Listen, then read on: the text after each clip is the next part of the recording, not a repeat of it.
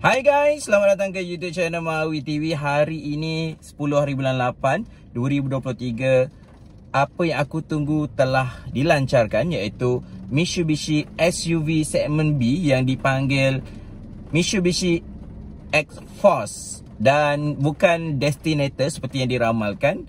Dia adalah daripada model konsep XFC konsep. Jadi aku nak cerita tentang apa yang kita dah tahu tentang Mitsubishi X-Force yang dilancarkan di Indonesia hari ini. Jadi jangan lupa tekan button like dan juga subscribe, sebab aku nak share juga harga di pasaran Indonesia. Kita jumpa sebentar lagi.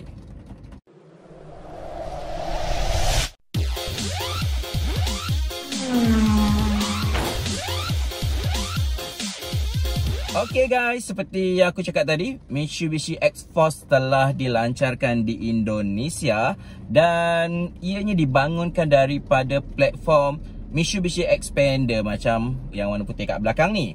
Dan ada sedikit aku tengok yang sama di antara X-Force dengan Mitsubishi Xpander ni adalah konfigurasi kerusi baris kedua, di mana ianya boleh split 40, 20, 40. Bukannya macam biasa 60, 40 kan. Yang ni dia punya perihat kepala tu boleh diturunkan. Jadi dia akan jadi 40, 20, 40. Sama macam Xpander lah. Jadi itu persamaan dia. Yang pertama adalah dia punya platform, dan dia punya berat lebih kurang 1.2 tan. Dan dia punya radius putaran untuk buat U-turn tu, putaran dia adalah 5.2. Aku rasa agak nice lah dia punya ni. 5.2 ni aku rasa agak kecil Jadi, dan dia akan jadi kereta yang seronok lah untuk dipandu. Dan dia berada di dalam segmen B, pencabar utama HR-V. Dan mungkin orang kata dia juga pencabar kepada Corolla Cross, mungkin boleh terima. Dan juga CX-3. Ni segmen B SUV ni, pencabar baru dia adalah Mitsubishi X-Force.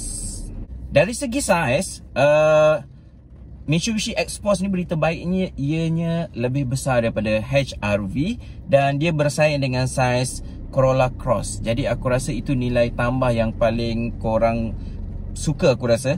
Sebab yalah, queue untuk HR-V panjang. Jadi ada pencabar baru ni nanti, aku rasa dia akan memberi pilihan yang lebih baik dan dapat kereta yang lebih elegan dan sporty, dan kemudian dapat saiz yang lebih besar.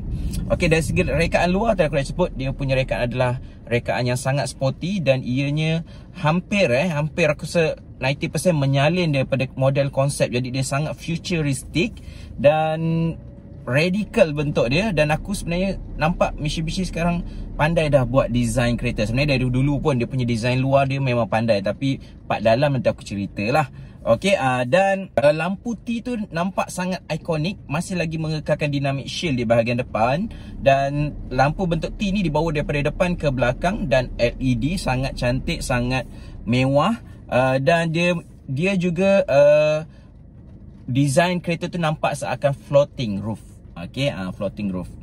Dari segi ground clearance, ianya setinggi 222, yang tertinggi dalam segmennya. Ianya menggunakan rim 18 inci, tetapi aku tak berkenan dengan dia punya rim, sebab design rim dia macam Vios generasi ketiga ni yang aku sedang naik ni. Dia punya design macam tu, dan nampak macam tak kena lah dengan kereta yang dah sporty, dah radical. Tiba-tiba sport rim dia macam Vios, macam tu.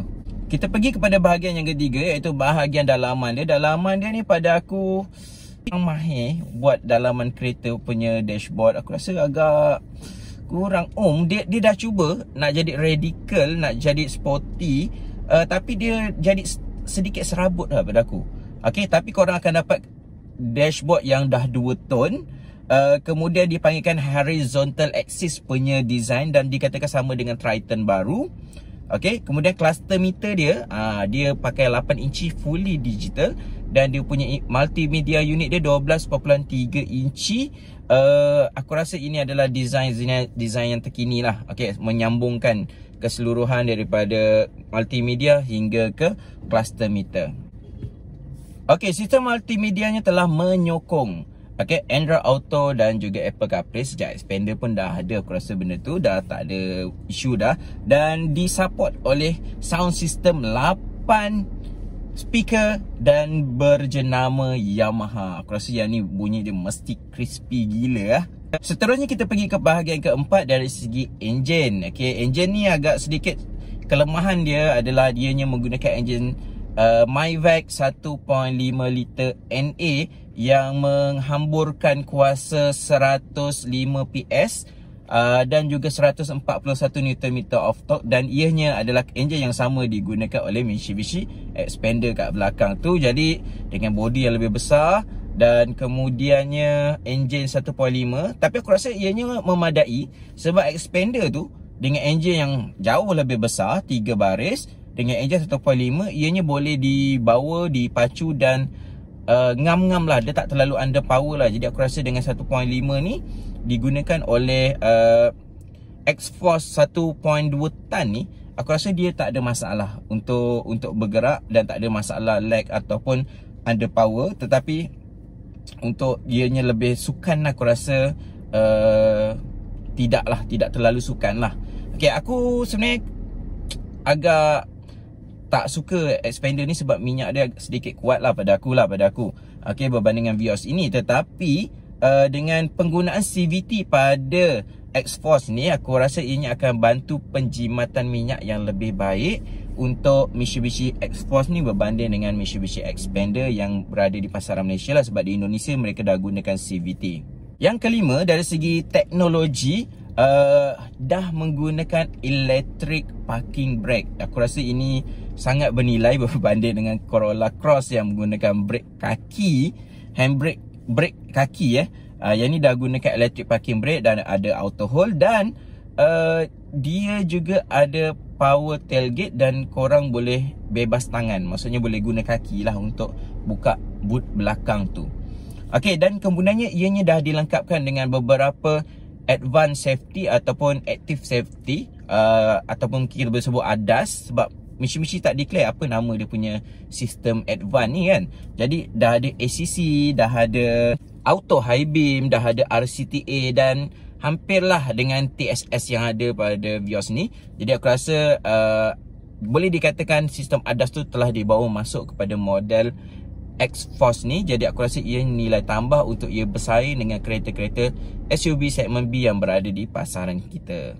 Okey, yang terakhir adalah berapakah harga yang dijual di Indonesia. Terdapat dua jenis yang dijual atau dua spek yang dijual di Indonesia. Pertama adalah spek Exceed. Exceed ni jual pada harga 379.9 ataupun 380 juta rupiah. Okey, di Indonesia.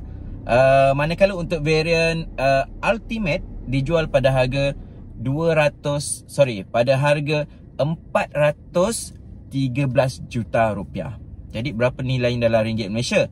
Okey, dalam ringgit Malaysia untuk Exceed dijual pada harga 114,000 kalau di-convert secara terus lah 114,000, dan ianya adalah hampir sama dengan HR-V variant S yang paling basic dengan enjin 1.5 NA tu. Okey, manakala untuk Ultimate pula, jika di-convert terus kepada ringgit Malaysia, dijual pada harga RM124,000. Itu lagi RM5,000 dan nak capai harga HR-V variant 1.5 turbo E, tak silap aku, ke apa. Okey, jadi aku dah ramalkan sebenarnya harga ni sebelum ni. Aku ramalkan di antara 105